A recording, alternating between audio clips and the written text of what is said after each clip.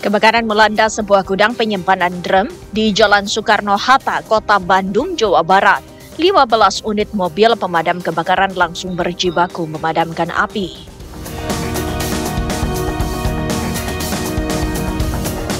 Enam mahasiswa Universitas Islam Negeri UIN Wali Songo Semarang terseret banjir bandang di Sungai Jolinggo, Singorojo, Kendal, Jawa Tengah.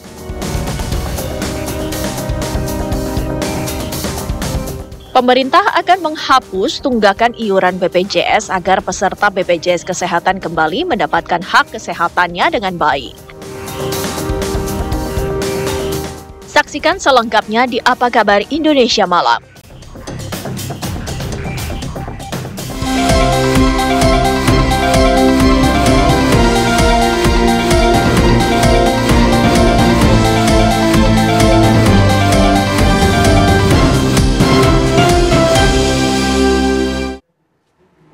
Halo, selamat malam pemirsa. Pemerintah ini berencana untuk melakukan penghapusan terhadap tunggakan iuran BPJS.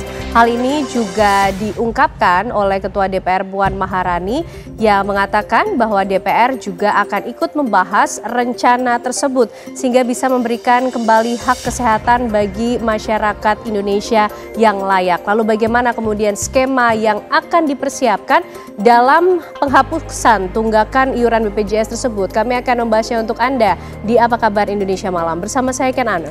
Dan bersama saya Vena Kintan, kami juga sudah siapkan beragam informasi menarik lainnya yang akan menemani malam hari Anda. Langsung saja kita mulai Apa Kabar Indonesia Malam selengkapnya.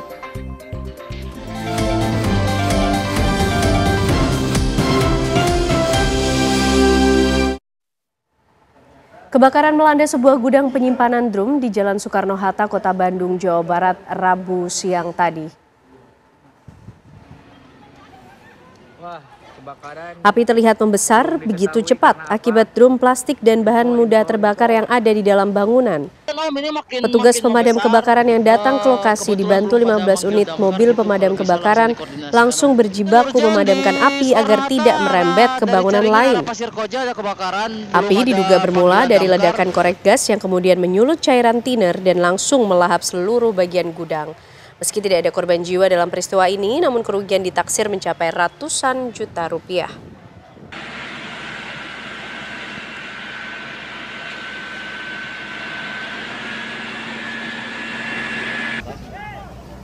Izin melaporkan penanganan kebakaran di Jalan Soekarno-Hatta. Puluhan rumah di kawasan Cisurupan, Kota Bandung, Jawa Barat rusak diterjang angin puting beliung.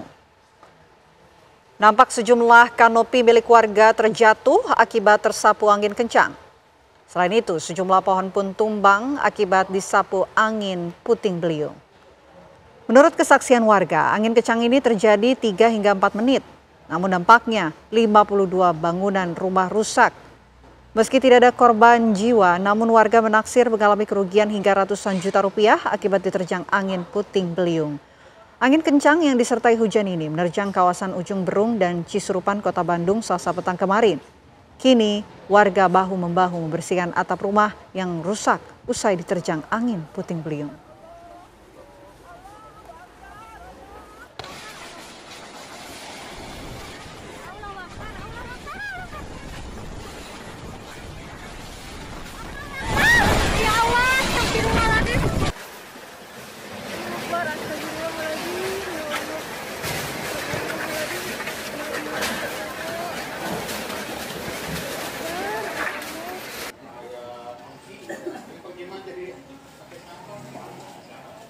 Sebuah truk rusak tertimpa pohon tumbang di Jalan Nakula Sadewa, Kota Salatiga, Jawa Tengah. Inilah kondisi truk yang dikemudikan Muhammad Salim, warga Boyolali, Jawa Tengah, yang mengalami kerusakan di bagian boks dan bagian atas kabin. Kejadian bermula saat kendaraan yang membawa muatan galon air kemasan dari Boyolali sempat terjebak macet. Pengemudi kemudian menjalankan kendaraannya mendekati badan jalan sebelah kiri. Tak dinyana, boks truk menyenggol batang pohon yang menjorok ke jalan yang diduga akan patah akibat terjangan angin kencang pada hari sebelumnya. Selain menimpa truk, pohon tumbang juga menimpa bangunan di sampingnya namun tidak mengalami kerusakan. Akibat peristiwa ini, arus lalu lintas mengalami kemacetan. Usai pemotongan dahan pohon oleh petugas BPBD Kota Salatiga, jalan berangsur lancar dan truk melanjutkan perjalanannya kembali.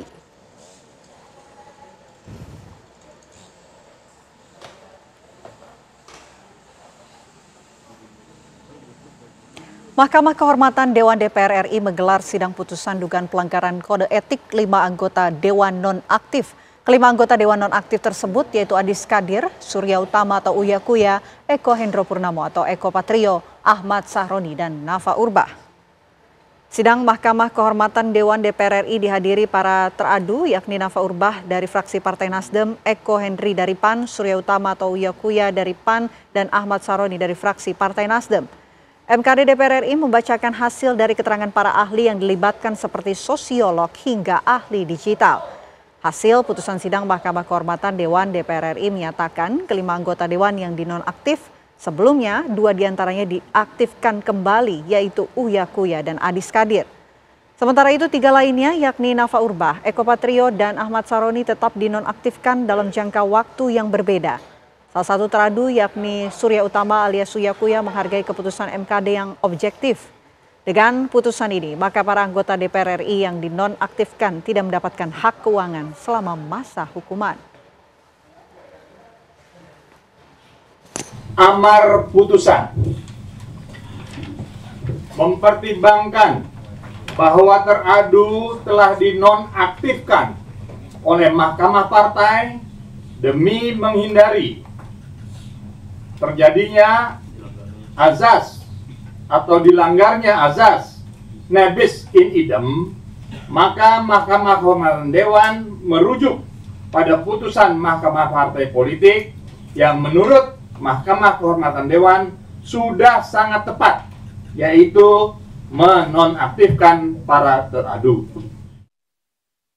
Kita menghargai dan MKD tentu saja sangat profesional sekali, sangat objektif, dan apa yang diputuskan itu memang sesuai dengan bukti-bukti dan juga saksi ahli yang sudah berikan keterangan dan saksi-saksi lain.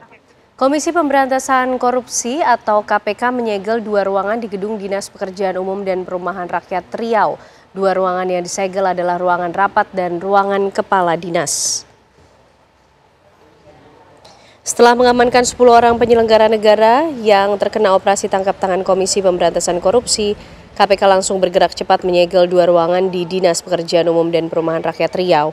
Kedua ruangan yang disegel berada di lantai 8 Gedung PUPR Riau yang berada di Jalan SM Amin, Kota Pekanbaru. Namun penyegelan ini tidak mempengaruhi aktivitas pegawai dan pelayanan publik di Gedung PUPR Riau.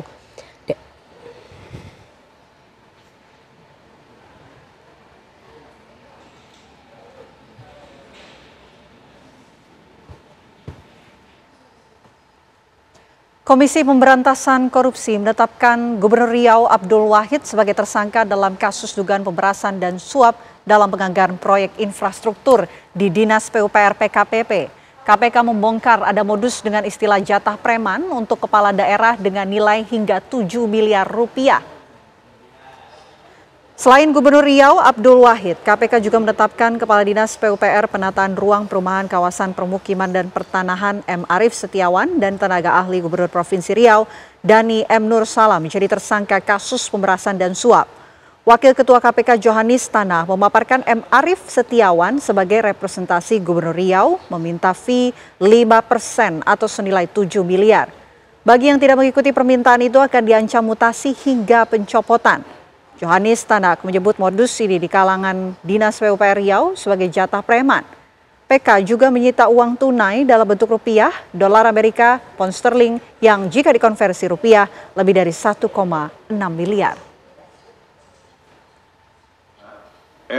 FRY menyampaikan hasil pertemuan tersebut kepada saudara MAS atau MAS selaku Kepala Dinas PUPR PKPP Riau, namun saudara Mas yang merepresentasikan saudara AW meminta fee sebesar 5% atau 7 miliar.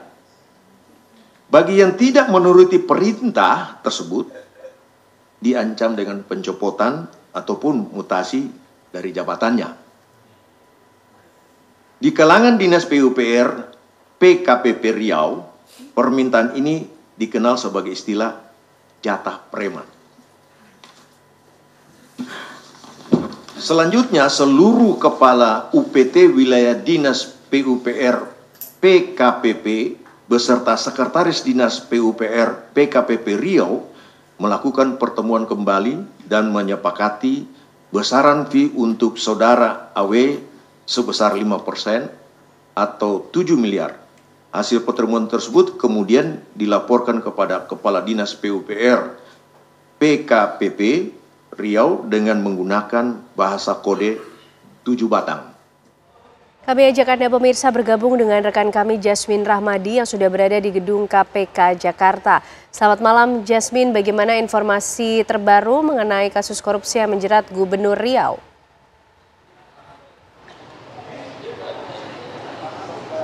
Ya, selamat malam Vena, Ken, dan juga pemirsa. Benar sekali bahwa Komisi Pemberantasan Korupsi baru saja menetapkan Gubernur Riau Abdul Wahid sebagai tersangka kasus korupsi atau lebih tepatnya adalah kasus dugaan pemerasan dengan melakukan penambahan fee anggaran untuk unit kerja di Dinas PUPR PKPP Riau. Dan untuk update terakhir, memang tadi Gubernur Riau Abdul Wahid ini sudah terlihat meninggalkan Gedung Merah Putih KPK untuk dilakukan penahanan tadi pada pukul 16.53 waktu Indonesia Barat.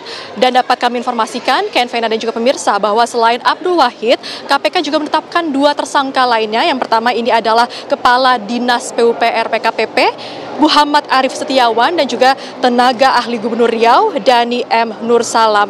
Penetapan tersangka tadi diumumkan langsung oleh Wakil Ketua KPK Johanis Tanak, di mana tentunya Johanis Tanak ini tadi mengumumkan kronologi dari kasus dugaan pemerasan yang dilakukan oleh Gubernur Riau Abdul Wahid, yakni dengan mengatakan bahwa ini dilakukan dengan melakukan penambahan anggaran untuk tahun 2025 di unit kerja Dinas PUPR PKPP atau lebih tepatnya yang dialokasikan pada UPT jalanan dan juga jembatan, yakni semula 71,6 miliar rupiah menjadi 177,4 miliar rupiah. Lalu karena sudah berhasil untuk melakukan penambahan anggaran tersebut, lalu Gubernur Riau Abdul Wahid ini diduga meminta fee sebesar 2,5%, dikarenakan sudah berhasil sekali lagi untuk meningkatkan jumlah anggaran tersebut. Lalu karena permintaan tersebut pun maka dilakukan pertemuan begitu di antara Kepala UPT wilayah Dinas PUPR PKPP beserta juga Sekretaris Dinas PUPR PKPP Riau yang akhirnya menyepakati bahwa akan memberikan fee kepada Abdul Wahid sebesar 5% ataupun 7 miliar rupiah. Fee tersebut pun diberikan kepada Abdul Wahid secara berkala. Yang pertama dilakukan pada bulan Juni, lalu pada bulan Agustus, lalu yang terakhir ini pada bulan November begitu. Dan saat ini pun total fee yang sudah diserahkan kepada Abdul Wahid ini sebesar 4,05 miliar rupiah, yakni belum sepenuhnya begitu dari total yang sudah disepakati sebelumnya sebanyak 7 miliar rupiah. Dan jika kita kilas balik pemirsa, memang Komisi Pemberantasan Korupsi ini melakukan OTT ataupun operasi tangkap tangan di wilayah Riau pada hari Senin kemarin, yakni pada tanggal 3 November 2025 sekitar pukul 13 waktu Indonesia Barat begitu, di mana dalam OTT tersebut terdapat 10 orang yang terjaring operasi tangkap tangan, di mana 10 orang tersebut tentunya ini segera dilakukan pemeriksaan begitu atau diterbangkan ke Jakarta, Gedung Merah Putih KPK untuk dilakukan pemeriksaan lebih lanjut dan ditetapkan 3 tersangka pada hari ini. Ken, Vena, kita akan terus memantau situasi terkini di Gedung Merah Putih KPK. Untuk sementara itu, saya kembalikan di studio. Baik, terima kasih Jasmine Rahmadi atas laporan Anda langsung dari Gedung Merah Putih KPK. Kami hadirkan informasi lainnya untuk Anda, pemirsa. Presiden Prabowo Subianto menggelar rapat terbatas di Istana Kepresidenan Jakarta hari ini. Presiden Prabowo Subianto memanggil sejumlah menteri untuk mengikuti rapat terbatas. Sore tadi, beberapa menteri terlihat sudah berdatangan ke Istana Kepresidenan, diantaranya adalah Menteri Koordinator Perekonomian Erlangga Hartarto, Menteri Koordinator Pemberdayaan Masyarakat Indonesia Muhaimin Iskandar, dan Budiman Sujatmiko selaku Kepala Badan Percepatan Pengentasan Kemiskinan. Rapat terbatas dijadwalkan akan membahas pencapaian 1 tahun dan rencana 2026. Gus ya men, boleh Gus, sebentar Gus. Di sini aja Gus, biar rapi Gus. Gus dikit Gus, di sini Gus. Sebentar aja Gus, apa sih Gus yang mau dibahas Gus? Langsung saja pemirsa, kita akan bergabung dengan rekan Haidar Faisal di Istana Kepresidenan Jakarta. Selamat malam Faisal, apa kemudian yang menjadi agenda ratas pada sore hari ini? Ya baik Vena, Ken dan juga pemirsa, memang sejumlah hal dibahas dalam rapat terbatas ini bersama dengan Presiden Prabowo Subianto bersama dengan sejumlah jajaran Menteri Kabinet Merah Putihnya. Tadi sejumlah menteri yang hadir sudah disampaikan melalui paket berita dan memang tujuan dari rapat terbatas ini adalah melanjutkan laporan para menteri dalam ratas-ratas sebelumnya terkait dengan hasil penugasan dari Presiden Prabowo Subianto selama 1 tahun ke depan. Tadi juga sebetulnya hadir juga Kepala BPS dan juga Menteri Koordinator Bidang Perekonomian Airlangga Hartarto, dan di mana memang dalam hal ini juga membahas terkait dengan laporan data pertumbuhan ekonomi Indonesia periode kuartal ketiga 2025, di mana untuk kuartal ketiga ini Vena, Ken dan juga pemirsa, pertumbuhan ekonomi Indonesia berada di angka 5,04%, di mana capaian pertumbuhan ekonomi Indonesia ini sedikit melambat jika dibandingkan dengan kuartal sebelumnya yang berada di angka 5,12%. Tadi Airlangga Hartarto sudah keluar dan juga sejumlah menteri juga sudah keluar dari rapat bersama dengan Presiden Prabowo Subianto, dan disampaikan oleh Airlangga Hartarto bahwa untuk terkait dengan pertumbuhan ekonomi ini pihaknya saat ini tengah fokus untuk mempertahankan tren positif pada kuartal keempat. Selain daripada itu, Vena, Ken dan juga pemirsa, tadi juga dibahas di dalam rapat terbatas terkait dengan sektor kesejahteraan masyarakat. Dalam hal ini tadi disampaikan langsung juga oleh Menteri Koordinator Bidang PMK dan juga Pemberdayaan Manusia, Muhaimin Iskandar, di mana ada 2 hal ataupun 2 skema yang disampaikan oleh Presiden Prabowo Subianto terkait dengan penanggulangan kemiskinan di Indonesia. Yang pertama adalah skema melalui pendidikan. Yang kedua melalui pemberdayaan masyarakat, di mana untuk pemberdayaan masyarakat ini nantinya akan ada sejumlah implementasi yang dilakukan, diantaranya akan memperbanyak pelatihan vokasi untuk mendorong alumni SMA dan SMK agar lebih terserap di dunia kerja baik di dalam negeri maupun di luar negeri. Dan memang hingga sampai tadi Vena, Ken dan juga pemirsa, untuk rapat terbatasnya sudah sepatutnya berakhir, dan tentu itu yang bisa kami sampaikan dari Istana Negara. Kembali ke studio. Baik, terima kasih Haidar Faisal atas laporan Anda langsung dari Istana Kepresidenan Jakarta. Dan pemirsa, Kejaksaan Negeri Tanjung Perak Surabaya mengamankan barang bukti uang tunai senilai 70 miliar rupiah pada Rabu siang. Kami akan hadirkan informasi selengkapnya untuk Anda sesaat lagi. Tetaplah bersama kami.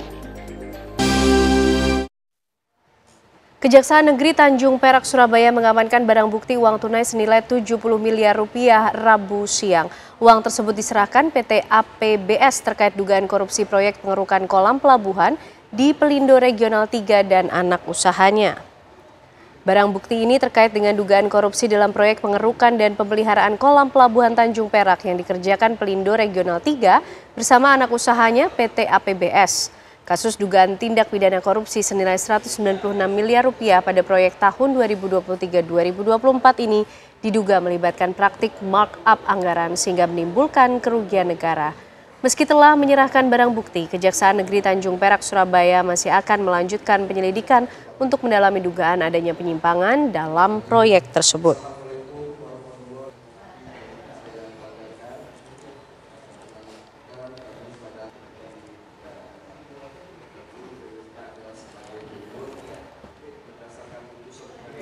Presiden Prabowo Subianto serius membidik mafia yang kerap merugikan jemaah haji.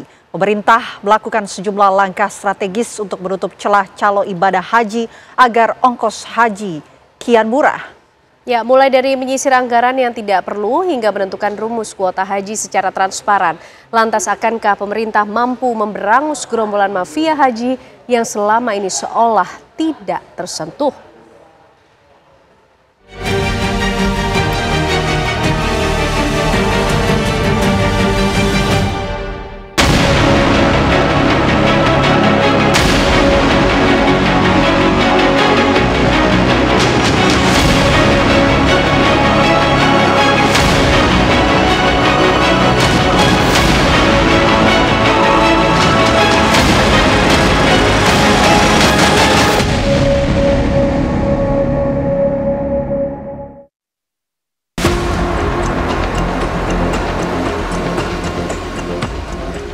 Pemerintah mengendus adanya tangan nakal yang selama ini bebas bermain menjadikan biaya haji melambung tinggi.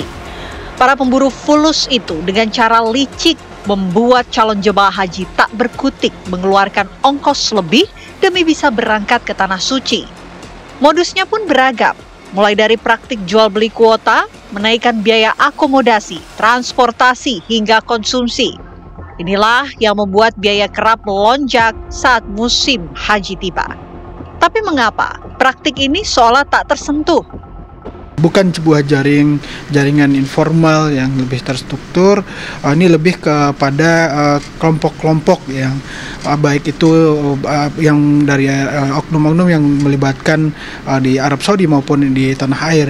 Dan kita melihat persoalan ini banyak hal berbicara tentang berkaitan dengan pengadaan dan penyediaan layanan dalam konteks penyelenggaraan ibadah haji. Dan di sini kita banyak mendapatkan catatan, evaluasi, dan juga berdasarkan berbagai pengawasan bahwa ada hal yang perlu kita menjadi perhatian kita bersama dan perlu menjadi salah satu concern dari Kementerian Haji dan Umroh dalam menghadirkan wajah integritas dan akuntabilitas dalam tata kelola penyelenggaraan haji ke depannya. Lantas, apakah pemerintah bisa memberangus gerombolan mafia haji ini? Kelompok mana berani bermain? Yang lebih nampak kan dalam pengadaan pemondokan perumahan. Kemudian yang kedua adalah pengadaan dam hewan potong di Arab Saudi. Dan lebih masifnya lagi ketika BPIH diputuskan di gedung DPR, itu bisa langsung bergerak, angka itu sudah sampai di Arab Saudi. Ini kan berarti berapa harga pemondokan pada tahun itu ditetapkan oleh pemerintah bersama DPR, maka teman-teman dikatakan mafia ya mafia lah, dikatakan oknum ya oknum, yang ada di Arab Saudi sudah bergerak untuk mobilisasi perumahan, kira-kira mana yang standar yang sesuai dengan permintaan Indonesia. Nah ini cukup lama ya, cukup panjang, dan memang harus ada keberanian memutus rantai itu. Sejumlah langkah strategis memang tengah dilakukan pemerintah menutup celah permainan mafia agar ongkos haji kian murah. Presiden Prabowo Subianto pun telah menginstruksikan agar biaya haji terus turun saban tahun seiring pergantian pengelolaan ibadah haji tahun 2026 ini dari Kementerian Agama ke Kementerian Haji dan Umroh. Dan alhamdulillah kita sudah bisa turunkan biaya haji. Dan saya minta terus Menteri Haji, dia tidak hadir karena dia berada sekarang di Arab Saudi berurusan sama mereka. Saya minta biaya haji harus terus turun, ya, bisa dengan efisiensi, dan pelaksanaan yang bersih. Perintah Prabowo itu tentunya menjadi amanat khusus yang harus diemban dengan membenahi tata kelola ibadah haji yang selama ini dinilai bermasalah dan rawan direcoki mafia. Wakil Menteri Haji dan Umroh Daniel Anzar Simanjuntak menyatakan rapat penentuan biaya haji menjadi tahapan krusial untuk mencegah spekulasi harga oleh para mafia. Kalau kemudian sudah tahu harga kita berapa, kemudian tuh tiba-tiba nanti tempat, misalnya akomodasi, lokasi yang mau kita tuju, itu spekulasinya jadi lebih tinggi tuh. Tiba-tiba dinaikin lah, kemudian tiba-tiba nanti banyak calo lah. Jadi justru kemudian kalau kemudian terbuka itu membuka kemungkinan para mafia, para calo itu bermain. Dan itu yang dihindari oleh DPR dan juga oleh kami di Kementerian Haji dan Umroh melalui panja pemerintah. Daniel mengakui selama ini memang ada permainan biaya di Arab Saudi. Selain itu, kuota bagi jemaah juga kerap diutak-atik hingga menjadi transaksi antar mafia. Karenanya, untuk menutup celah ini, pemerintah menetapkan rumus kuota haji secara transparan. Pada 2026 nanti, telah disepakati sebanyak 221.000 jemaah berangkat ke Tanah Suci. Dari jumlah itu, 92% bagi jemaah haji reguler dan 8% haji khusus. Kami buka, jadi misalnya Aceh berapa, kemudian Sumatera Utara berapa, Jawa Timur berapa, ketika dimasukkan ke rumus itu akan keluar kuotanya. Dan tidak ada satu pihak pun bisa mengintervensi nantinya, karena akan sudah terbuka. Kan teman-teman liput tadi semuanya, sudah saya bacakan jumlah kuota masing-masing provinsi. Jadi kalau ada penambahan satu saja, atau pengurangan satu saja, itu berarti ada potensi kecurangan. Makanya kami buka sehingga bahkan menteri saya nggak bisa mengintervensi. Misalnya tiba-tiba mau tambah kuota di satu daerah atau mengurangi kuota di daerah yang lain, itu tidak bisa dilakukan. Jadi kami buat terbuka, semua pihak bisa mengakses kuotanya masing-masing. DPR dan pemerintah juga telah menyepakati biaya penyelenggaraan ibadah haji atau BPIH tahun 2026 rata-rata sebesar Rp87,4 juta per jemaah. Dari angka itu, Rp54,19 juta dibayarkan langsung jemaah, sedangkan Rp33,21 juta berasal dari nilai manfaat pengelolaan keuangan haji. Dengan kesepakatan ini, ongkos haji tahun depan turun Rp2 juta dibandingkan tahun 2025 ini. Namun, tanya mengemuka, bila ongkos haji turun, apakah ada yang dikorbankan? Mungkinkah ada kualitas pelayanan jemaah yang diturunkan?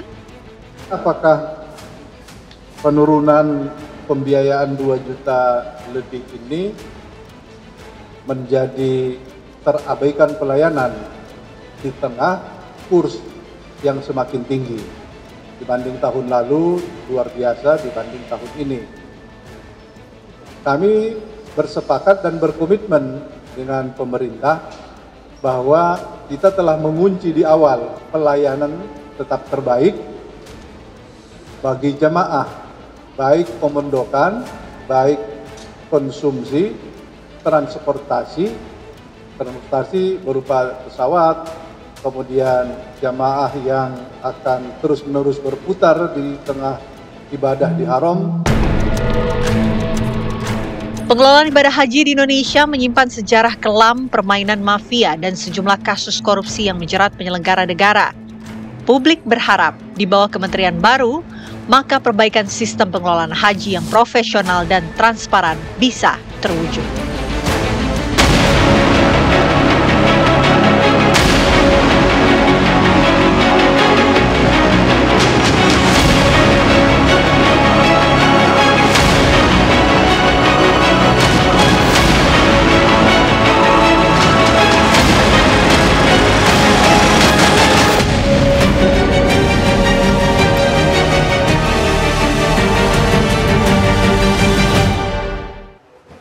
Pemirsa, pemerintah berencana untuk melakukan penghapusan tunggakan iuran BPJS. Hal ini juga diungkapkan oleh Ketua DPR Puan Maharani yang menyatakan bahwa DPR juga telah berencana untuk membahas realisasi tersebut.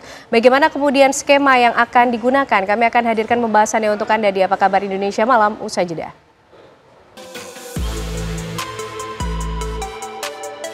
Program Jaminan Kesehatan Nasional tengah menghadapi tantangan serius terkait piutang iuran yang masif dari peserta yang kebanyakan mayoritas dari peserta mandiri. Pemerintah pun ambil langkah strategis untuk menghapus iuran tunggakan BPJS guna masyarakat mendapatkan hak kesehatannya. Menteri Koordinator Bidang Pemberdayaan Masyarakat Muhaimin Iskandar menegaskan bahwa pemerintah akan menghapus iuran tunggakan BPJS. Hal itu disampaikan setelah rapat dengan Presiden Prabowo di Istana Negara. Pemutihan utang peserta BPJS Kesehatan akan segera dilakukan dengan melalui registrasi ulang kepada para peserta BPJS Kesehatan untuk bersiap-siap registrasi ulang, dan registrasi ulang itu membuat para peserta aktif kembali. Seiring dengan pemerintah, DPR RI pun akan bekerja lebih keras dengan beberapa agenda, di antaranya soal penghapusan iuran BPJS. Bagaimanakah pemerintah menyelesaikan persoalan ini? Akankah pelayanan lebih baik dan masyarakat mendapatkan penuh hak kesehatan dari BPJS?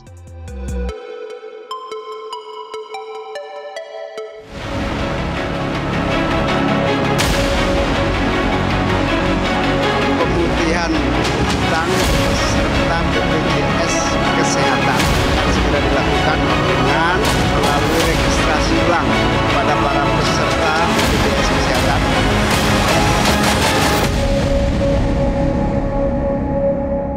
Ya, pemirsa, pemerintah ini berencana untuk melakukan pemutihan atau penghapusan tunggakan iuran BPJS, dan hal ini juga diungkapkan serupa oleh Ketua DPR RI Puan Maharani yang mengungkapkan bahwa DPR juga berencana untuk membahas mengenai hal ini untuk menjamin negara hadir memberikan hak kesehatan bagi seluruh masyarakat Indonesia, tentunya hak kesehatan yang layak. Malam hari ini kita akan membahasnya dengan sejumlah narasumber yang sudah hadir di Apa Kabar Indonesia Malam, tentunya di studio Apa Kabar Indonesia Malam. Kursi saya penuh malam hari ini. Ada Pak Edi Wuryantoro, Wakil Ketua Komisi 9 DPR RI. Selamat malam Pak Edi, apa kabar? Malam, sehat ya Pak ya? Sehat. Sehat, Alhamdulillah. Dan juga di sampingnya sudah ada ahli kesehatan masyarakat Pak Yusuf Kristianto. Pak Yusuf, apa kabar? Alhamdulillah sehat. Di sampingnya lagi ada Koordinator Advokasi BPJS Watch Pak Timbul Siregar. Selamat malam Pak Timbul.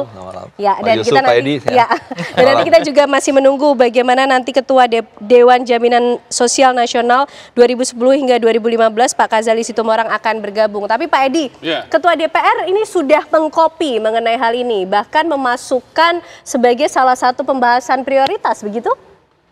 Komisi 9 bahkan sudah setahun yang lalu mengusulkan pemutihan tunggakan BPJS ini, bahkan sudah pernah menjadi rekomendasi hasil raker dengan BPJS, Kemenkes. Jadi ya saya kira ini upaya positif dari pemerintah ya, karena secara konstitusi diatur di dalam PP 82 2018. Kemudian juga hak konstitusional warga negara itu yang menjadi penting, karena kesehatan itu kan wajib bagi semua penduduk. Orang miskin kewajiban bagi pemerintah, orang kaya bayar sendiri, agar hak akses layanan kesehatan itu dipenuhi. Nah, yang kedua, memang ini orang miskin, kalau suruh bayar tunggakan nggak mampu, jadi ya dihapuskan saja, biar dia tinggal bayar iuran bulanan lalu aktif kembali. Oke, meskipun nanti ke depan juga tetap harus kembali lagi pada sistem yang ada gitu Pak Edi. Ya, itu urusan lain. Tapi ini selesaikan dulu. Lalu yang kedua, saya kira pendapatan BPJS akan naik. Dari yang daftar kembali kan naik. Kalau ada 23 juta kali 35.000 pendapatan BPJS naik. Yang kedua, neraca keuangan BPJS jadi baik kembali. Dan yang lebih penting, tugas kita kan sebetulnya kalau bicara UHC, kepesertaan harus 98%. Kalau ini nggak dihapus, maka akan ada penurunan 27%, sehingga sekitar 70% yang aktif. Berarti ada 23% penduduk yang tidak memperoleh akses layanan kesehatan. Oke, artinya kalau sudah setahun yang lalu bahkan di Komisi 9, dengan adanya pernyataan dari Ketua DPR Puan Maharani, harusnya tidak lama lagi ini bisa direalisasikan Pak Edi. Makanya Pak Menko kan sudah mengatakan dalam waktu yang tidak terlalu lama. Tapi tentunya ini kan butuh waktu untuk membuat peraturannya. Perlu juga mekanisme nanti, jangan sampai yang dihapus orang kaya, kan juga nanti ada mekanismenya itu. Nah, ini butuh waktu, dan Komisi 9 sudah mengagendakan persoalan ini di minggu depan.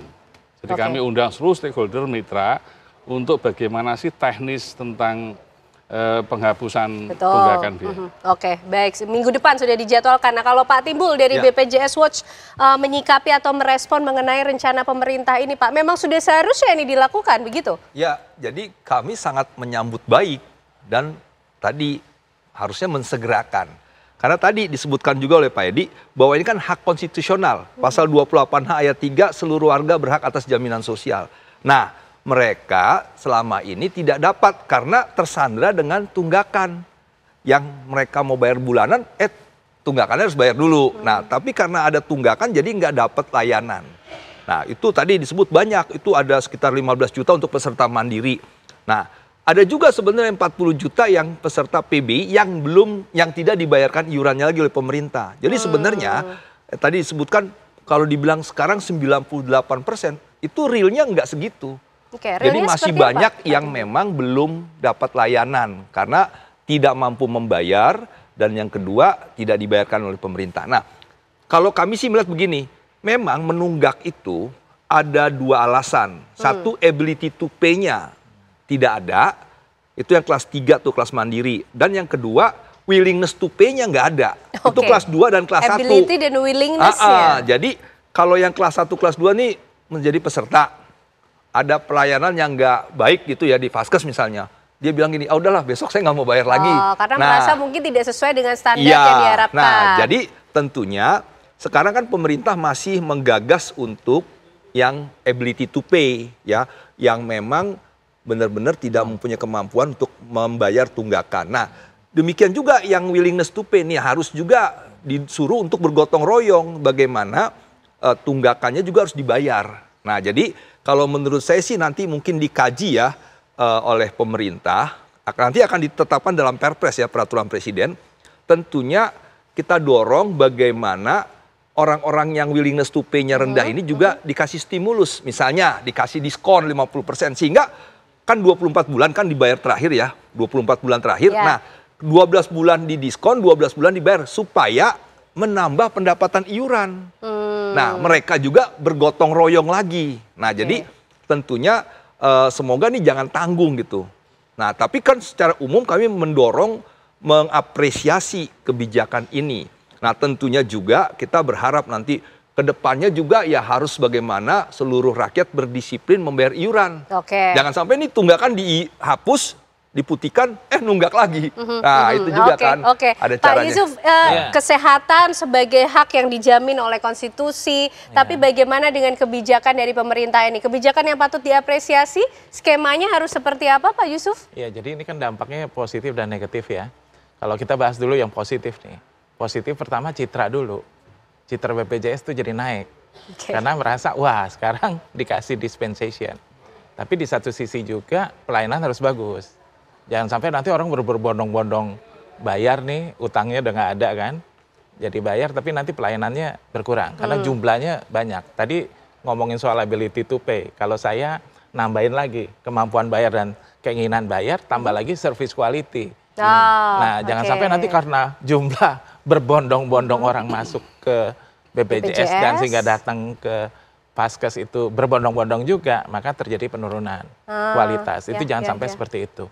Jadi di satu sisi sih oke banget karena citra BPJS jadi oke ya, jadi sangat bagus dan orang-orang pasti akan antusias karena pengalaman kita di call center atau di teman-teman kita kan sering bantuin orang yang tidak mampu ya, relawan gitu. Kita suka ngelihat bahwa ketika mereka mau bayar, mereka terbeban dengan utangnya. Oh ternyata ngutangin dari 2 tahun yang lalu. Nah itu harus lunas dulu, kalau nggak mau dikasih gitu loh. Jadi kalau sekarang udah pembebasan, pemutihan, otomatis mereka pasti akan tertarik untuk mengikuti kembali BPJS. Sehingga jumlah target seperti Pak Edi katakan, jumlah peserta BPJS bisa mencapai 100% seperti target BPJS kan maunya seperti itu. Seluruh di cover sesuai dengan Undang-Undang Dasar 45. Pak Edi, apa yang kemudian didorong oleh DPR sehingga skema dari pemutihan tunggakan iuran BPJS ini bisa segera dilaksanakan? Karena kan kalau Menko Bidang Pemberdayaan Masyarakat mengatakan ini tidak semuanya, nanti akan ada proses verifikasi dulu, didetailkan mana saja yang kemudian akan mendapatkan kebijakan atau merasakan kebijakan ini, mana yang tidak gitu. Yang dihapuskan yang miskin. Sementara yang nunggak ada yang tidak miskin, yang kaya. Tentu kita hindari dong yang kaya, karena kaya kan mampu. Kalau yang miskin wajib. Jadi nanti pasti butuh verifikasi. Ada juga PBPU bukan pekerja yang memang dia terdaftar di PBI, baik pusat maupun daerah. Perlu kita lihat, ada data-data yang mungkin warganya sudah meninggal. Tentu ini juga bagian. Jadi ini nanti hal-hal teknis butuh peraturan. Dan tentu kami akan segera melakukan koordinasi dengan seluruh mitra. Paling tidak akhir tahun ini harus bisa eksekusi secepat-cepatnya. Ini nggak butuh waktu lama kok sebetulnya. Hanya kecepatan bekerja saja. Nah berikutnya tentu kami harus mendisiplinkan jangan sampai hal ini terjadi lagi. Kalau orang tidak mampu sih kita paham ya. Kita mungkin dulu mampu kemudian bisnisnya menjadi bangkrut, menjadi mohon maaf miskin, lalu dia ini pasti akan skema PBI dong. Tapi kalau yang tidak mau, yang tidak mau mampu tapi tidak mau, nah ini harus kita paksa. Karena ini undang-undang perintahnya begitu. Kan PP 86 2013 kan sudah ada aturannya itu. Bahkan ada sanksi layanan publik itu harus dilakukan dong. Misalnya kalau ngurus STNK, SIM, sertifikat, apapun, dikaitkan dong dengan iuran BPJS. Ini bentuk pendisiplinan bagi orang yang mampu. Karena ini gotong royong. Jangan sampai orang yang mampu nggak mau bantu yang miskin hanya gara-gara ini. Atau sebaliknya, justru yang miskin yang bantu orang yang mampu. Kan kebalik. Anda lihat ya, kalau tadi saya kaitkan dengan misalnya akses layanan kesehatan ya. Sekarang orang NTT, kan bayar BPJS, tapi ketika dia mau menggunakan manfaatnya nggak ada vaskesnya. Tapi orang Jakarta yang rata mampu sakit apapun karena vaskesnya banyak, mereka dengan mudah. Nah akibatnya apa? Justru orang NTT bantu orang Jakarta yang menggunakan uang BPJS orang Jakarta. Ini kan tidak adil dong. Betul. Karena tidak adanya fasilitas. Iya, nggak ada fasilitas. Maka vaskes menjadi variabel penting. Jadi kalau kita ingin keadilan sosial di bidang kesehatan ini, maka akses layanan kesehatan di seluruh wilayah Indonesia ini menjadi hal yang sangat penting. Itu yang menjadi concern DPR juga untuk kemudian di-challenge ke pemerintah. Kan kalau kita bicara UHC ada 3 dimensi, kepesertaan, iuran, dan layanan. Nah selama ini yang paling berat adalah layanan. Oke, baik. Kalau Pak Timbul, temuannya BPJS Watch mengenai layanan yang diberikan oleh BPJS ini bisa menimbulkan masalah baru loh Pak, ketika nanti pemerintah sudah melakukan pemutihan, tapi layanannya tidak cukup mampu untuk mengcover atau memberikan fasilitas keadilan bagi semua masyarakat Indonesia. Ya, jadi kami masyarakat menuntut nih, Undang-Undang 17/2023 tentang kesehatan yang baru ini kan mengamanatkan 6 pilar transformasi layanan kesehatan. FKTP, fasilitas kesehatan tingkat pertama. Bagaimana preventif promotif, screeningnya, ya. Kemudian tingkat lanjut, rumah sakit. Betul kata Pak Edi tadi, bagaimana menghadirkan rumah sakit tipe A di NTT. Sehingga mereka yang butuh layanan tipe A nggak jalan ke Jakarta. Betul. Yang kaya tinggal pesan pesawat. Tapi yang miskin bagaimana? Nah, di Papua. Ya, Papua udah mau dibangun nih, tapi kena Inpres 1 dia di efisien. Nah, demikian juga yang pilar ketiga, ketahanan kesehatan, obat dan alat kesehatan. Bagaimana obat-obat ini juga harus bisa diakses. Yang boleh diakses oleh JKN, pasien JKN itu obat yang ada dalam formularium nasional. Sementara pemerintah juga kerap kali menghapus obat-obat di formularium nasional sehingga tidak dijamin. Nah, demikian juga alat kesehatan. Dia dijamin JKN kalau masuk kompendium nasional. Nah, ini kan juga ada yang dicoret yang akhirnya tidak bisa diakses. Nah, kemudian SDM. Dokter-dokter bagaimana yang bisa spesialis, subspesialis di NTT misalnya, di Papua. Nah, ini kan juga yang tadi disebutkan, mengakses layanan. Pasal 34 Undang-Undang Dasar 45 kan mengatakan negara wajib menyediakan vaskes yang layak. Arti yang layak, mudah dijangkau, SDM-nya ada, pembiayaannya ada gitu ya. Nah, jaminan yang pilar kelima itu tentang pembiayaan kesehatan. Nah, ini oleh BPJS Kesehatan. Dan yang keenam, teknologi kesehatan. Telemedicine, telekonsulting. Jadi ada pasien yang tidak bisa lagi bergerak ke vaskes karena ketuaan, karena penyakitnya, ya harus bisa home care. Nah, home care itu belum ada di JKN. Di BPJS Ketenagakerjaan sudah ada. Kita bilang pemerintah, pemerintah, kenapa nggak bisa home care? Masyarakat kita kan ada yang paliatif, ada yang memang tua, yang nggak bisa lagi jalan. Apa mereka harus dipaksa untuk datang? Kan juga susah. Nah, itulah layanan-layanan yang memang disampaikan oleh Pak Edi tadi, harus diakses dengan mudah. Untuk seluruh usia, dari yang baru lahir sampai yang tua, yang memang secara fisik dia nggak bisa lagi ke vaskes. Nah, jadi salah satu yang kita minta dalam Perpres nanti ada home care yang memang dokter datang ke rumah untuk pasien-pasien sehingga mereka dibiayai oleh JKN. Oke, mungkin itu menjadi salah satu problem ya, bagaimana menjawab menghadirkan kelayakan layanan kesehatan bagi seluruh masyarakat Indonesia. Karena keadilan sosial nih harus diterapkan betul. gitu kan. Tapi mungkin ada problem lain nih Bapak-Bapak. Dengan adanya kebijakan pemutihan tunggakan iuran, jangan-jangan ada pihak juga nanti yang merasa cemburu nih. Karena gimana yang selama ini sudah bayar sesuai begitu kan, taat. Nah ini dijawabnya nanti ya Bapak-Bapak, usai jeda kami kembali untuk Anda pemirsa.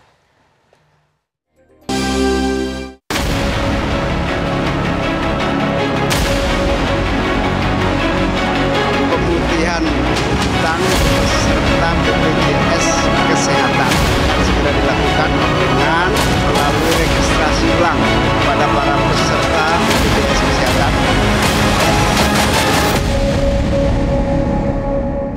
Baik, kita akan lanjutkan pembahasan kita pemirsa. Kalau tadi salah satu problem sudah dibahas di segmen sebelumnya, kali ini kita akan membahas kemungkinan problem lain Pak Yusuf kalau kita bicara soal fairness ya, keadilan, kemudian adanya potensi timbul kecemburuan sosial nih Pak. Ada pihak-pihak yang mungkin ikut merasakan manfaat dengan adanya pemutihan tunggakan iuran, tapi bagaimana dengan mereka yang selama ini sudah taat membayar iurannya? Ya, jadi tadi kan kita dampak positif nih semua. Nah sekarang kita bahas dampak negatifnya. Jadi misalkan mereka rutin secara kontinu, meskipun mereka pas-pasan duitnya tapi berusaha membayar, maka sepertinya mungkin BPJS harus memberi bonus. Bonusnya apa? Misalkan bayar 12 bulan, bonus 2 bulan gratis atau 1 bulan gratis, supaya mereka merasa nggak sia-sia membayar rutin. Nah itu nomor satu. Yang kedua, jangan sampai nanti orang-orang berpikir negatif. Tungguin aja pemutihan, tungguin aja. Seperti itu sikapnya ke depan. Betul, nyuwun sewu nih. Jadi misalkan kadang-kadang di rumah sakit kita ketemu pasien banyak orang yang datang ketika dia dideteksi misalkan penyakit berat. Iya, misalkan cancer gitu. Nah baru dia cepet-cepet daftar BPJS. Nah itu udah gak fair. Artinya kan BPJS seperti Pak Edi bilang kan, kita saweran bareng ya Pak ya. Gotong royong. Kita gotong royong supaya kita saling membantu gitu. Nah jangan sampai nanti ada kesan ntar nungguin aja. Nah itu nggak boleh tuh. Artinya kita sepakat bahwa BPJS ini bagian dari yuk kita bersama-sama guyup bareng menjaga kekuatan kesehatan agar masyarakat mampu membayar dan terlindungi dengan adanya jaminan BPJS ini. Opsi skema lanjutan untuk kemudian bisa tetap menjaga semangat dari BPJS supaya tetap gotong royong, tadi semua pihak juga merasakan manfaat yang sama rata, gimana Pak Yusuf? Ya tadi, jadi artinya kalau misalkan yang rutin kasih bonus, yang belum bayar hayo bayar. Nah kemudian servisnya kita naikkan, artinya servis kualitinya ditambahkan. Seperti Pak Edi tadi ngomong benar, jangan sampai nanti di NTT fasilitinya kurang, gitu loh. Ya, artinya fasilitas yang diberikan di Jakarta, di Bandung, maupun nanti di NTT, maupun seperti saya sering ke Papua atau Ternate, kualitas servisnya sama, karena standarization-nya sama. Jadi orang nggak akan merasa kesenjangan. Saya bayar, ayo bayar, karena kualitas pelayanan oke banget. Oke. Pak Edi, gimana DPR ikut memastikan sebagai bentuk upaya antisipasi atas timbulnya dampak negatif dari kebijakan ini Pak Edi? Salah satunya tadi, kecemburuan sosial di masyarakat Pak Edi. Ya tadi kan reward and punishment kan sebetulnya kan. Jadi jangan sampai orang kaya, ya kan, mampu tapi nggak bayar. Dia memanfaatkan pemutihan. Ini nggak fair dong, dieksklusi dong.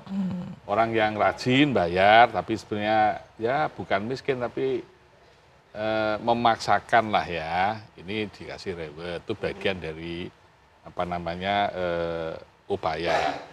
Nah, tetapi bahwa nanti kami pasti akan meng-cross-check datanya BPS, Kemensos, lalu Kemenkes, BPJS, pasti akan kami undang untuk kemudian memverifikasi betul sistem yang mereka kembangkan. Jangan sampai orang yang harusnya miskin mendapat fasilitas pemutihan, itu nggak dapat, tapi orang kaya dapat. Itu yang harus kita hindari. Jadi kami akan lakukan pengawasan secara presisi, dan selama ini memang persoalannya selalu data.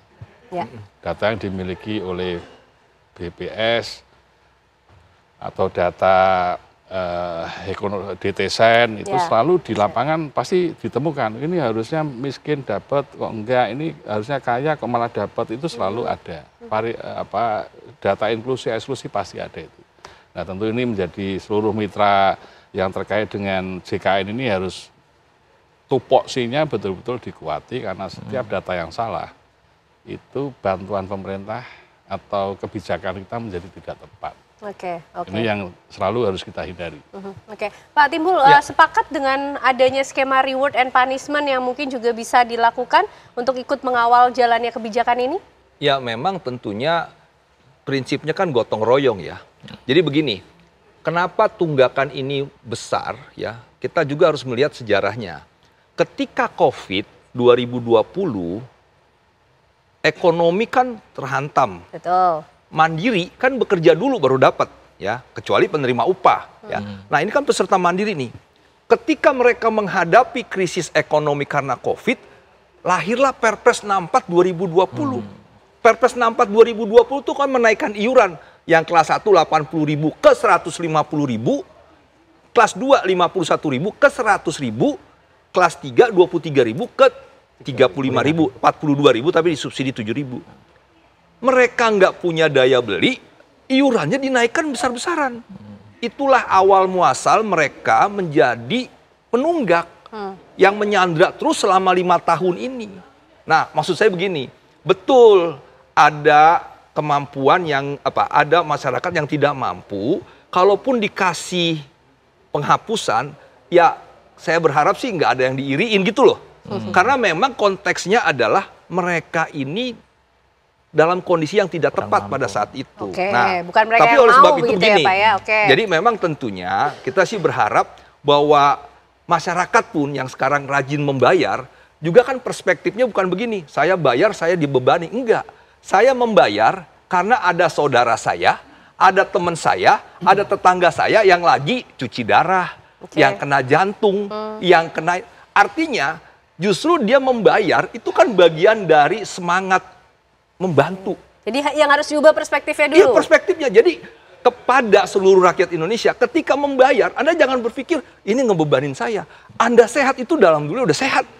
Mau pakai. Kan gitu. Pertanyaannya, Anda mau mengiur. Kalau bisa jangan sampai dipakai. Oleh sebab itu, jangan dipakai. Karena itu Anda sehat. Tetapi ada saudara kita yang mengopi tiap hari, gulanya banyak. Ya kan ada diabetes. Nah, tapi ya itulah. Dia kondisi nggak sadar tentang gaya hidup, akhirnya mengakses. Ya sudahlah, kita beriuran yuk. Nah, jadi maksud saya, ini juga yang harus kita dorong ya, bahwa selain ada reward dan punishment juga, tapi perspektif gotong royong untuk membantu, itu yang kita kedepankan. Ya, sehingga orang tidak menganggap bahwa membayar iuran itu menjadi beban. Itu adalah semangat yang dicanangkan oleh Bung Karno di Pancasila itu. Nah, bagaimana kita berketuhanan, bagaimana kita berkemanusiaan, keadilan sosial sampai berdemokrasi dengan semangat mewujudkan keadilan sosial kan gitu. Nah, artinya kita semangat gotong royong untuk keadilan sosial bagi seluruh rakyat. Kalau saya sih perspektifnya begitu ya. Bicara soal kebijakan ini, tentu kita membayangkan ke depan akan seperti apa, nanti masyarakat juga akan melakukan iurannya ke depan, bagaimana juga hak kesehatan yang akan dimiliki, mengubah perspektif tadi dari beban kemudian harus diubah jadi semangat gotong royong. Tadi Pak Edi sudah sempat menyinggung soal pendisiplinan ke depan ya, tapi ditahan Pak Edi, karena kita juga masih ingin tahu soal ke depan ini seperti apa sih efek yang akan dirasakan oleh masyarakat? Apakah setelah diputihkan tidak ada tunggakan lagi? Apa yang harus dilakukan masyarakat? Karena Caimin bilang harus ada registrasi ulang juga, daftar ulang. Nah, ini yang perlu untuk diinformasikan ya. Usai jeda kami hadirkan jawabannya untuk Anda pemirsa.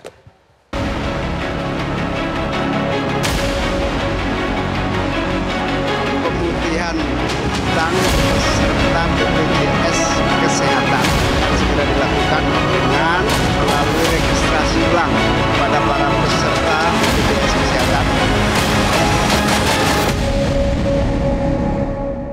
Baik, kita lanjutkan pembahasan malam hari ini pemirsa. Semakin malam nampaknya semakin semangat untuk membahas bagaimana layanan kesehatan dihadirkan oleh negara secara maksimal begitu ya.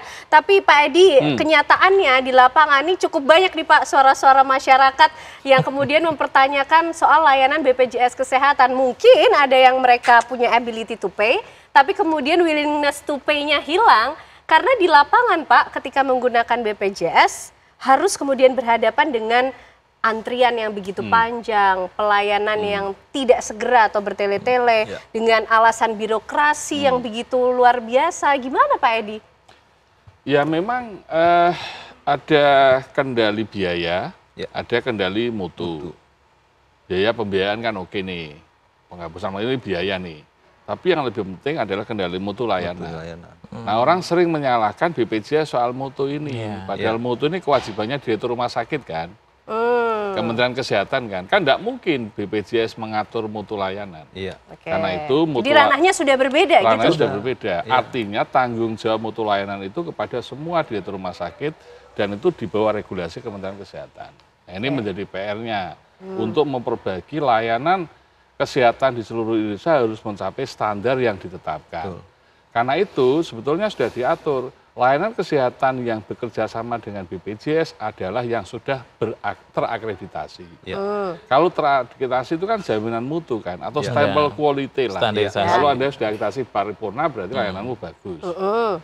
Seharusnya. Maka setiap pasien yang datang ke situ memperoleh kepuasan dong. Betul. Dan itu wilayahnya regulasinya kan di Kemenkes kan. Maka Kemenkes harus mendorong seluruh rumah sakit ini harus mencapai standar mutu yang ditetapkan melalui akreditasi. Ini wilayahnya Kemenkes. Nah bagi BPJS, ketika rumah sakitmu mau bekerjasama dengan kami, you harus menetapkan mutu dong yang baik untuk pasien. Misalnya, berapa sih lama antrian? Harus dihitung dengan waktu dong, 1 jam, 2 jam, 6 jam, atau bertele-tele. Kalau memang itu bisa cut. Kalau cut pasti rumah sakit akan kesulitan. Jadi selama ini kan pasti ada perbedaan persepsi antara rumah sakit dengan BPJS kan. BPJS menentukan standar tinggi karena susah diikuti oleh rumah sakit. Ya itu kewajiban BPJS. Oleh karena itu sekarang memang dari dimensi universal coverage sehat untuk semua itu yang paling berat adalah layanan. Oke, nah kalau sudah ketahuan Pak, di situ permasalahannya, apa kemudian yang harus dilakukan gitu? Karena kenyataannya sudah seperti itu, artinya harus ada pengawasan dong, audit yang juga dilakukan berkala dong Pak, ketika kemudian rumah sakit tidak bisa menjawab mutu atau standar mutu BPJS yang cukup tinggi ini. Masyarakat yang sakit tidak bisa menunggu juga Pak Edi dengan kondisi yang sulit. Nah makanya memperbaiki layanan rumah sakit kan bukan persoalan mudah kan. Pasti itu menjadi tanggung jawab utama direktur rumah sakit kan. Gitu loh. Jadi ini harus menjadi kesadaran semua bahwa direktur rumah sakit dan seluruh SDM yang ada di rumah sakit itu bertanggung jawab untuk layanan yang baik. Tapi pemerintah juga bisa melakukan agitasi. Kalau nggak memenuhi standar, tak putus kerjasamamu. Kalau diputus kerjasama, rumah sakit pasti kebingungan. Karena kehidupan pembiayaan rumah sakit itu berasal dari pembiayaan BPJS. Ini yang harus dikuati. Kan ada juga kan, agitasi paripurna. Tapi kenyataannya, kok prakteknya, buruk. Berarti ada yang salah dong di situ. Apakah agitasinya abal-abal atau yang lain kan kita nggak tahu nih. Jadi beda kan misalnya kalau standar rumah sakit internasional, Joint Commission International Accreditation misalnya. Kalau rumah sakit sudah standar Joint Commission International Accreditation, pasti layanannya good. Di Amerika, di mana-mana kalau sudah standar itu, JOS pasti bagus. Apa yang terjadi dengan akreditasi di Indonesia? Nah ini yang perlu menjadi telaah. Nah siapa yang paling bertanggung jawab terhadap ini? Kementerian Kesehatan dong. Dia yang punya otoritas mengendalikan seluruh kualitas layanan di Indonesia kan. Termasuk klinik, termasuk puskesmas, termasuk dokter praktek pribadi. Semua mensinergikan banyak elemen tersebut. Iya, semua harus dikontrol mutunya. Otoritasnya di apa? Di Kemenkes. BPJS hanya akan memutus kalau dia layanannya di bawah standar. Kan itu.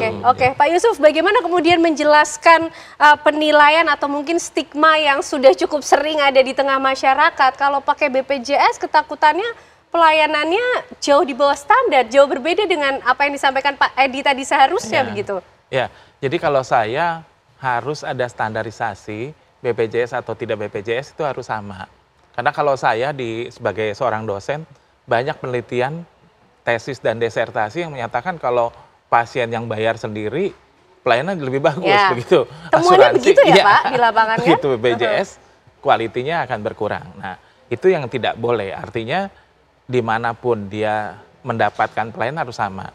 Kita bisa lihat kalau di Semarang ada satu rumah sakit swasta yang tidak membedakan, meskipun pasien BPJS dan tidak BPJS, tapi pelayanan sama, quality of service-nya sama. Nah, itu yang harus kita jaga. Jadi nanti jangan ada sampai sekarang udah dikasih pemutihan, orang berbondong-bondong datang, akhirnya, waduh, kok kayak gini, patah semangat nanti. Jadi tetap quality harus dijaga.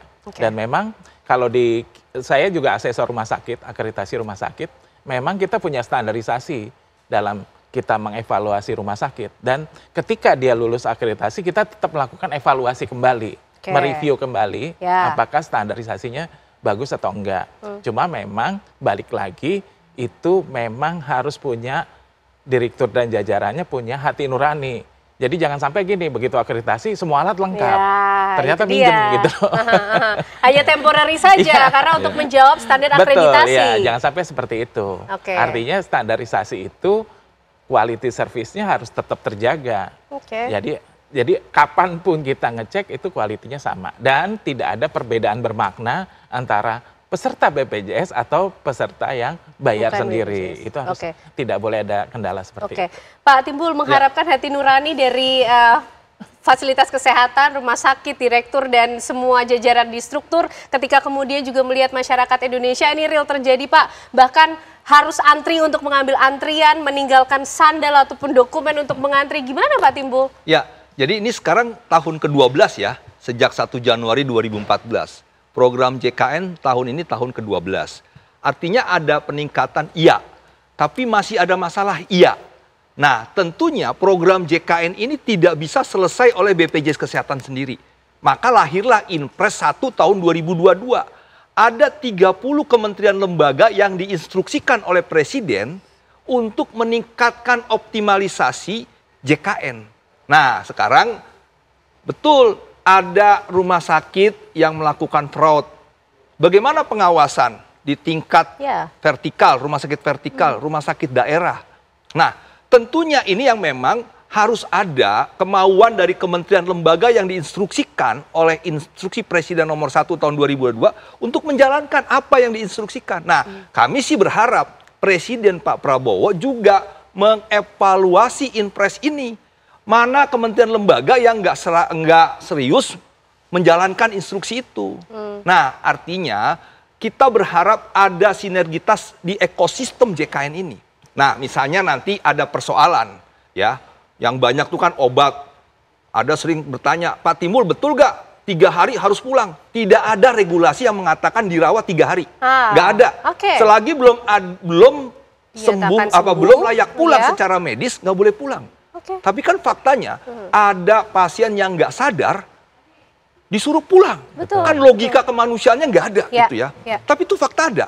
Dan bukan sekali 2 kali, ada beberapa kali saya temui. Saya dilaporkan maksud saya. Nah, tentunya kami juga berharap edukasi literasi itu harus ditingkatkan. Seperti misalnya, hey masyarakat peserta JKN, kalau Anda datang ke Paskes, bila ada masalah, jangan berdebat dengan rumah sakit. Laporkan ke BPJS.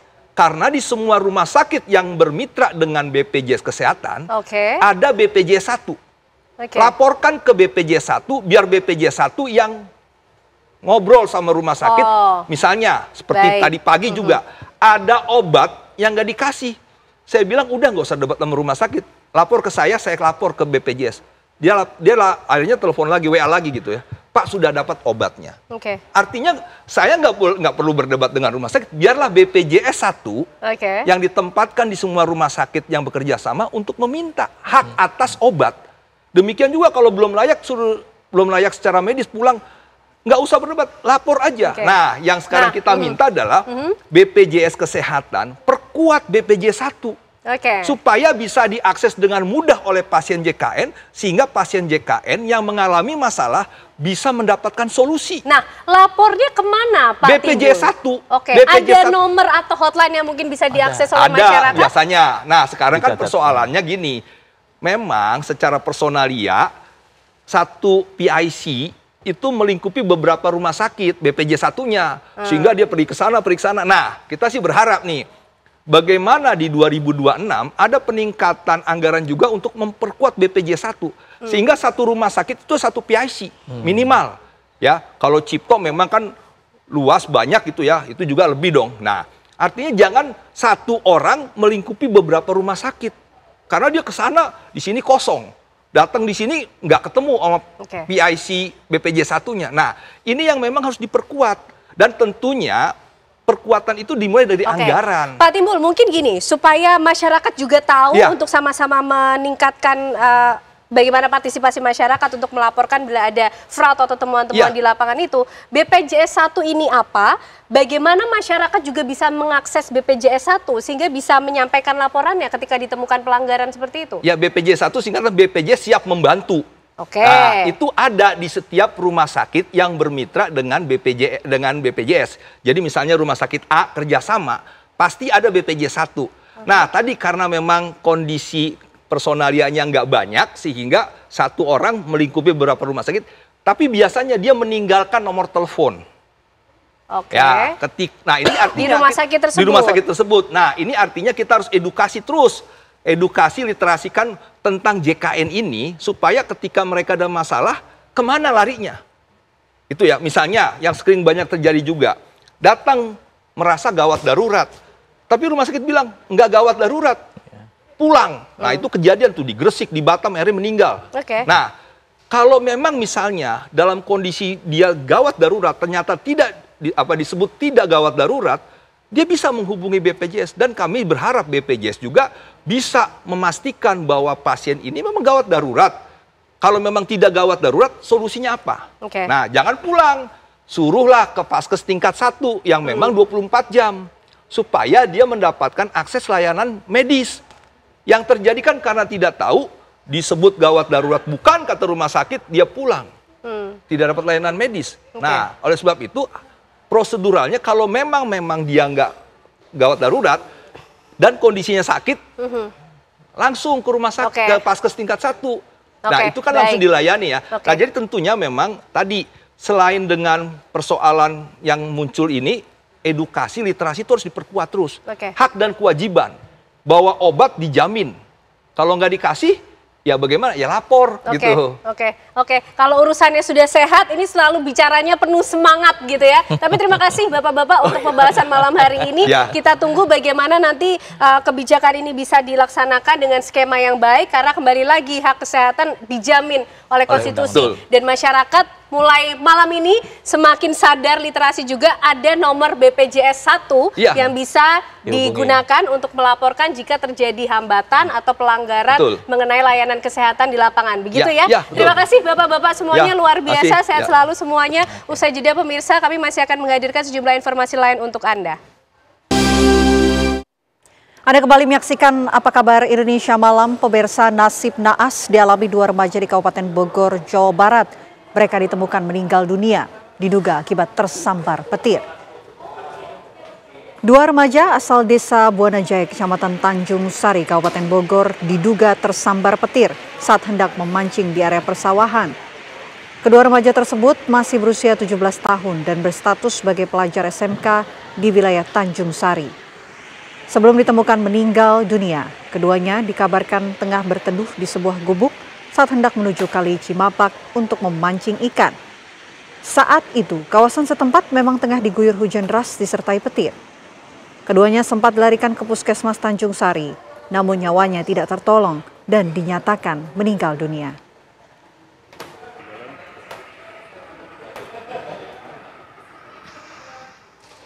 Dua orang kakak adik ditemukan tewas dalam kebakaran sebuah toko bangunan di Ketanggungan, Brebes, Jawa Tengah. Tim pemadam kebakaran menemukan jasad kakak adik tersebut usai proses pemadaman selesai dilakukan. Kebakaran yang melanda toko bangunan di Ketanggungan, Brebes, Jawa Tengah terjadi pada Rabu dini hari. Korban tewas yang merupakan kakak adik ini adalah anak dari pemilik toko bangunan. Salah satu korban jasadnya ditemukan di kamar tidur lantai atas, sementara satu korban lainnya terjebak saat akan menyelamatkan diri. Jenazah keduanya telah disemayamkan di ruang jenazah RSUD Insinyur Soekarno, Ketanggungan, Brebes. Pasca kejadian, tim Inafis Polres Brebes langsung melakukan olah TKP. Hasil penyelidikan sementara, percikan api berasal dari AC outdoor.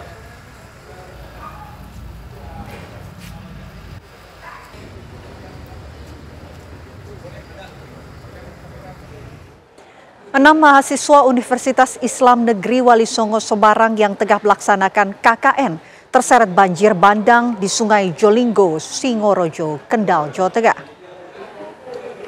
Peristiwa ini terjadi pada Selasa sore saat 15 mahasiswa sedang beraktivitas di sungai di sela-sela kegiatan KKN. Namun tiba-tiba 15 menit kemudian air bah datang dari arah atas. Sejumlah mahasiswa pun berupaya lari ke tepi sungai, namun sayangnya ada 6 mahasiswa yang tak sempat menghindar dan terseret air bah. Pencarian pun dilakukan oleh tim SAR gabungan, kepolisian dan aparat dari desa dan kecamatan Singorojo. 5 dari 6 korban telah ditemukan dalam kondisi meninggal dunia, sementara 1 mahasiswa lainnya masih dalam pencarian intensif oleh tim SAR gabungan. Langsung sak nganune wae, sak nopo ne jenenge? Sabagori ndak apa-apa, masuk ke Sabagori. Jangan dibuka di sini, masuk ke Sabagori. Masuk ke Sabagori. Masuk ke Sabagori. Nah, pringnya cabut. Wis, tutup langsung. Dan untuk memperbarui informasi terbaru, pemirsa, kami ajak Anda terhubung bersama dengan Pak Budiono selaku Kepala Kantor SAR Semarang. Selamat malam Pak Budiono. Selamat malam Mbak Vena. Pak Budiono, kami ingin tahu update terbaru perkembangan pencarian 1 mahasiswa Pak dari 6 mahasiswa yang ini belum ditemukan. Bagaimana pencarian terhadap 1 mahasiswa tersebut Pak? Ya, terima kasih untuk hari ini. Memasuki hari kedua pelaksanaan operasi SAR terhadap 6 orang yang hanyut di Sungai Jolinggo, Kecamatan Singorojo, Kabupaten Kendal. Kami Basarnas bersama tim SAR gabungan tentunya telah melaksanakan operasi SAR ya sesuai dengan rencana operasi, yaitu dengan membagi 5 seru, ya ada seru darat, seru susur sungai, seru rafting. Kemudian kami tim SAR gabungan untuk hari ini hasil operasi yang telah kami laksanakan yaitu berhasil telah menemukan 2 orang korban yang telah kami evakuasi, yaitu pada pukul 08.12 waktu Indonesia Barat tim SAR gabungan telah menemukan ataupun mengevakuasi korban atas nama Bima Pranawira, laki-laki 21 tahun, dengan jarak kurang lebih 150 meter dari lokasi kejadian. Kemudian korban yang kedua kami temukan pada pukul 09.20 waktu Indonesia Barat atas nama M. Jibril, laki-laki 21 tahun, kurang lebih 3,5 km. Sehingga seluruh korban yang ditemukan dari 6 yang kami cari, 5 telah ditemukan seluruhnya dalam keadaan meninggal dunia, dan 1 orang lagi atas nama Nabila Yulian Desi Pramesti, perempuan 21 tahun, masih dalam pencarian. Pak Budiono, apakah sudah dilakukan rencana pemetaan untuk pencarian 1 mahasiswa yang belum ditemukan? Besok akan difokuskan pencarian akan dilakukan di mana Pak? Ya, kami tentunya untuk rencana operasi besok hari, kami sudah merencanakan run-off untuk besok hari. Dengan unsur terkait tentunya kami telah menyusun ya ada 5 seru kembali untuk melakukan pencarian, dan kami juga menggunakan drone untuk melakukan pemantauan udara. Untuk wilayah atau area pencarian akan kami perluas, dan kami akan melaksanakan susur kembali dari atas, dan kami akan perpanjang hingga kurang lebih 30 meter ke hulu sungai, dan mudah-mudahan untuk cuaca besok hari bersahabat sehingga pelaksanaan operasi SAR lancar dan korban dapat ditemukan. Baik, terima kasih Pak Budiono telah memberikan informasi terbaru. Kami harapkan 1 mahasiswa yang belum ditemukan ini bisa segera ditemukan. Terima kasih Pak. Terima kasih kembali, selamat malam. Ya pemirsa, kami hadirkan informasi berikutnya untuk Anda, tentunya di Apa Kabar Indonesia Malam, setelah kita mendengarkan apa yang disampaikan oleh Kepala SAR Semarang mengenai update proses pencarian. Kami akan hadirkan informasi berikutnya untuk Anda pemirsa. Kami sudah siapkan beberapa informasi yang akan kami hadirkan di Apa Kabar Indonesia Malam hari ini pemirsa. Ini ada kebakaran yang melanda sebuah gudang penyimpanan drum di Jalan Soekarno-Hatta, Kota Bandung, Jawa Barat pada Rabu siang tadi. Api terlihat membesar begitu cepat akibat drum, plastik, dan bahan mudah terbakar yang ada di dalam bangunan. Petugas pemadam kebakaran yang datang ke lokasi dibantu 15 unit mobil pemadam kebakaran langsung berjibaku memadamkan api agar tidak merembet ke bangunan lain. Api diduga bermula dari ledakan korek gas yang kemudian menyulut cairan thinner dan langsung melahap seluruh bagian gudang. Meski tidak ada korban jiwa dalam peristiwa ini, namun kerugian ditaksir mencapai ratusan juta rupiah.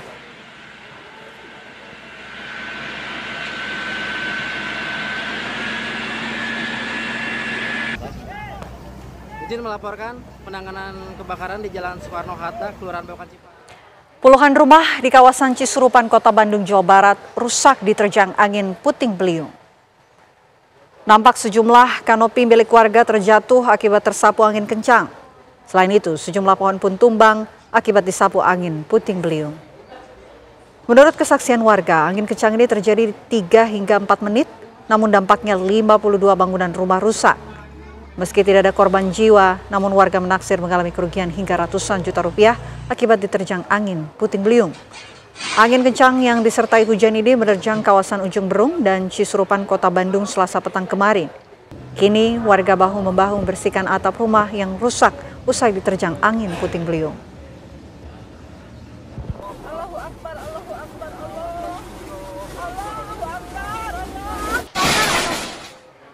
Sebuah truk rusak tertimpa pohon tumbang di Jalan Nakula Sadewa, Kota Salatiga, Jawa Tengah. Inilah pemirsa kondisi truk yang dikemudikan Muhammad Salim, warga Boyolali, Jawa Tengah, yang mengalami kerusakan di bagian box dan bagian atas kabin. Kejadian bermula saat kendaraan yang membawa muatan galon air kemasan dari Boyolali sempat terjebak macet.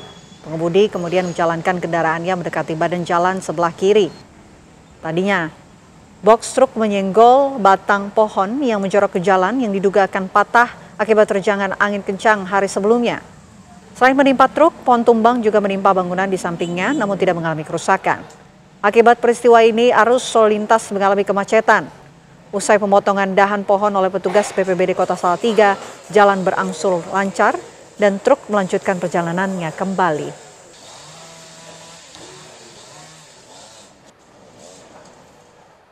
Kami jeda terlebih dahulu pemirsa, usai jeda apa kabar Indonesia Malam akan kembali untuk Anda sesaat lagi.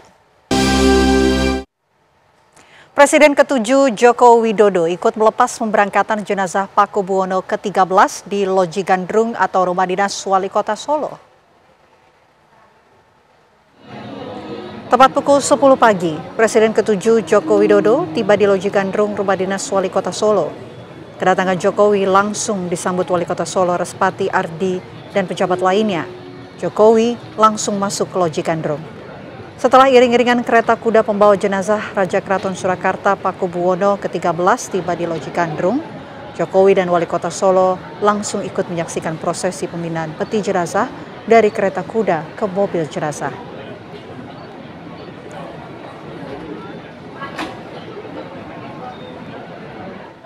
Jenazah Raja Keraton Surakarta Pakubuwono 8 diberangkatkan menuju makam Raja Ibogiri Rabu pagi.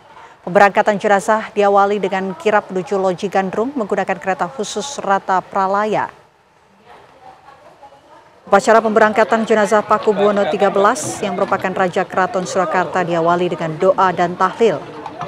Dengan mengenakan baju adat kebesaran Kasunanan Surakarta, Putra Mahkota KGPAA Hamengkubuwono melepas jenazah sang ayah. Setelah dilepas oleh Putra Mahkota, jenazah langsung diberangkatkan menuju Loji Gandrung menggunakan kereta Rata Pralaya. Jenazah PB13 kemudian dikirap menuju Loji Gandrung. Di Loji Gandrung, jenazah Pakubuwono ke-13 dipindahkan dari kereta ke mobil ambulans untuk selanjutnya dibawa ke makam Raja-Raja Imogiri di Bantul, Yogyakarta.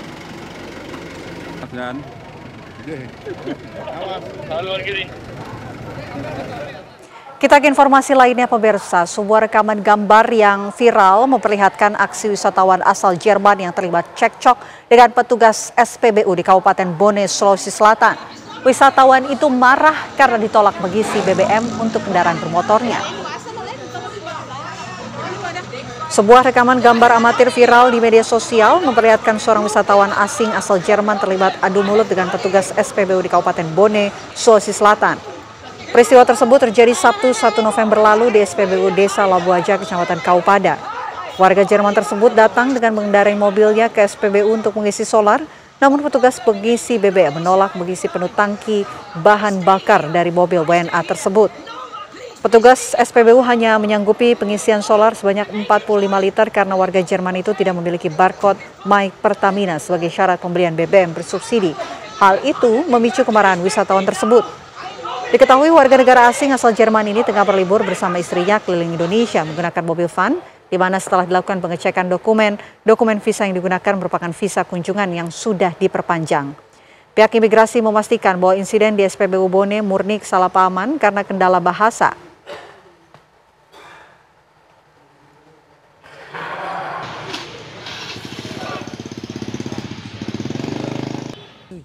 Kabar dari New York, Amerika Serikat tadi sekaligus menutup perjumpaan kita di Apa Kabar Indonesia Malam. Saya Vena Kintan. Ya, dan saya Kenana, pemirsa beserta teman-teman yang bertugas di Apa Kabar Indonesia Malam pamit undur diri. Sesaat lagi Anda dapat menyaksikan program Indonesia Business Forum bersama dengan Celia Alexandra. Terima kasih, selamat malam, sampai jumpa.